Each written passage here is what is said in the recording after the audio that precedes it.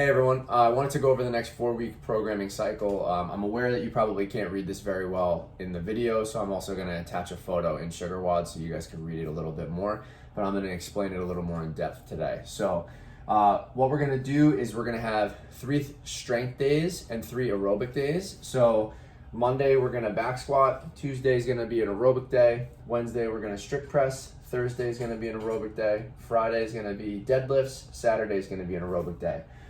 This is going to be for the extra credit. So this is the format for the extra credit. The strength progression for this week upcoming is going to be week 1. You're going to work up to a heavy single for each of those movements. It's very, very important that you do not max out. Your form should be perfect. You should feel like you have like 10 to 20 pounds left in the tank when you finish up for the day, because we're going to be basing the next 3 weeks of percentages off of this heavy single. So end with a really great set that you feel good about, that you feel like you probably could have went up a little bit. Week 2, 3, 4 is going to be 5 sets of 5. We're going to start week 2 at 75%, and then we're going to go to 80%, and then we're going to finish the cycle at 85%. So the last 2 weeks of the cycle is really where we're going to drive those results. The first 2 weeks are really getting our baseline and then kind of establishing a foundation with that 75% week to kind of get our bodies ready for those higher percentages. So just so you guys have an idea of what the next month of extra credit looks like. And then the other days, for a while now we've been doing intervals and mixing up other things. We want to start to develop more of an aerobic foundation. So we're going to spend the next few months leading up to Murph building an aerobic foundation. Again, this is optional, it's extra credit. So if you don't feel like doing it, don't do it. But if you do want to make your cardio better, this is definitely recommended. It will also help enhance or speed up your recovery. So for the aerobic sessions, these should be extra credit. If you want to replace the Metcon for the day, that's totally fine if you're feeling beat up. This definitely will help you speed up your recovery. So we're looking for 30 to 60 minutes at a low to moderate intensity. So you should always finish the workout feeling better than when you started. You shouldn't be like gasping for air laying on the floor. This is kind of like easy recovery cardio work. Another formula you could use if you want to be like a nerd about it, kind of like I am, is your heart rate max would be 180 minus your age. So if you're 30 years old, you would do 180 minus your age. So your top heart rate for the workout would be 150, for example. Okay, so that's something that you guys could do.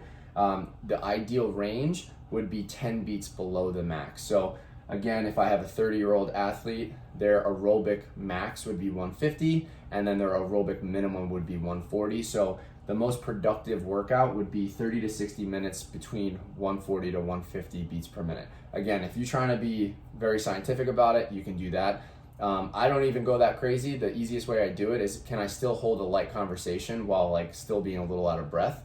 That typically means that you're in that aerobic range. If you can't hold a conversation if somebody's talking to you, you're definitely starting to move towards like an anaerobic state, which we're already getting from our workout of the day, so you don't want to do too much of that activity. All right, for the workout of the day, you've probably noticed over the last couple weeks, we've shifted away from doing like rounds for time or chippers and stuff like that. And the reason for that is I'm very aware, obviously also being an at-home athlete right now, is it's very hard, especially with the limited time we all have in this crazy world, to know if it's going to take 10 minutes, 20 minutes. So I've kind of shifted our stuff to being a lot of time-based workouts, meaning like a 20-minute AMRAP or a 20-minute EMOM. So this way for you, it's a lot easier mentally to be like, oh, it's just 15 minutes or it's just 20 minutes. And you can also budget your time a little bit better, knowing like, all right, it's going to take me 10 to 15 minutes to warm up. Then I have a 20-minute workout. I could go about my day if you're skipping the extra credit. So they're going to be time-based workouts. I like to keep them between the 15 to 20 minute range. Not so short that you don't feel like you did anything, but not so long that we're not able to maintain an intensity. That like 10 to 20 minute range seems to be the sweet spot where we drive the best results. The movements are going to be complementary. So just so you have a little understanding, I program all of the movements to be complementary to the strength, so we're not overtraining our muscle groups or our joints. So that's something to be aware of. So if I pair up workouts with a specific day, so back squats, I would pair up with a movement pattern like a kettlebell swing because they're complementing each other. So I always pair them up. So make sure that if you can, make sure that you do the extra credit with the correct workout. Again, like that's just the most ideal thing to do. And then something else that we're kind of going to start shifting to is we're going to be doing more full body workouts. Sometimes I would have like more of like a lower body specific day, upper body specific day. With this new cycle, I want every day that you're doing a workout to be a full body tough workout. This way you're really getting the most out of the program. And then if you're feeling beat up, you can always do an aerobic recovery session, or you can take a rest day. The way that we're gonna program this cycle is that we're gonna have built-in maintenance days. That's what it says down here. So Thursdays, there no longer will be a workout of the day. There will be an extra credit aerobic option. So if you do feel like getting out of breath and getting sweaty, you can do the aerobic option.